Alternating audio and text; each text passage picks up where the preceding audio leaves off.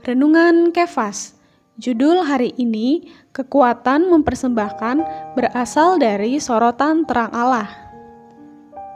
Di dalam Roma 12 ayat 1 dikatakan, "Karena itu saudara-saudara, demi kemurahan Allah, aku menasihatkan kamu, supaya kamu mempersembahkan tubuhmu sebagai persembahan yang hidup, yang kudus, dan yang berkenan kepada Allah.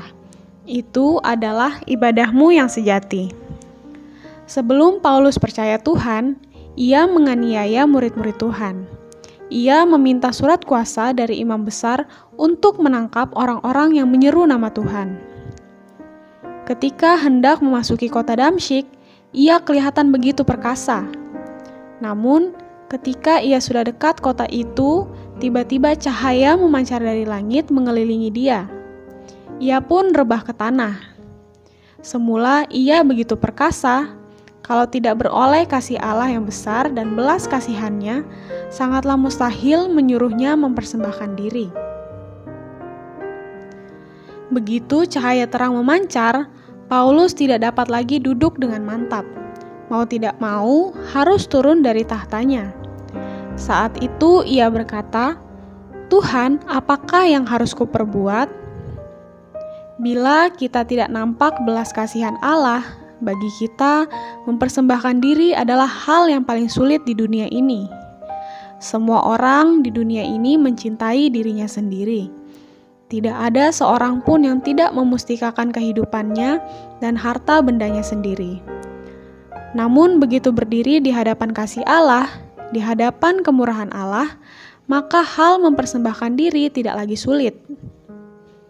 Sobat Kefas, ada 3 aspek yang berkaitan dengan mempersembahkan tubuh, yaitu waktu, harta, dan tenaga. Pertama, persembahan tubuh adalah persembahan waktu. Waktuku harus ada, waktuku tidak boleh sembarangan dihamburkan, harus diserahkan untuk melayani Tuhan. Kemudian, kamu harus mengeluarkan harta bendamu. Banyak orang miskin, ada saudara-saudari yang miskin di sekitar kita, mereka semua memiliki kebutuhan. Terlebih lagi, untuk pengabaran Injil juga memerlukan dana. Ketiga, harus mempersembahkan tenaga tubuh Anda. Harus turun tangan sendiri bekerja melayani Tuhan. Semua pekerjaan dalam ruang kebaktian, misalnya membersihkan lantai dan merapikan bangku.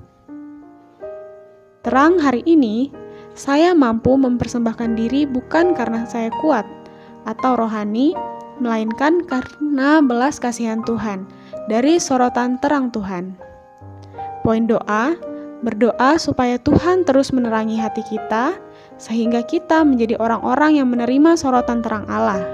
Ketika kita berdoa atau membaca Alkitab, Tuhan mampu bekerja menerangi hati kita. Tuhan Yesus memberkati.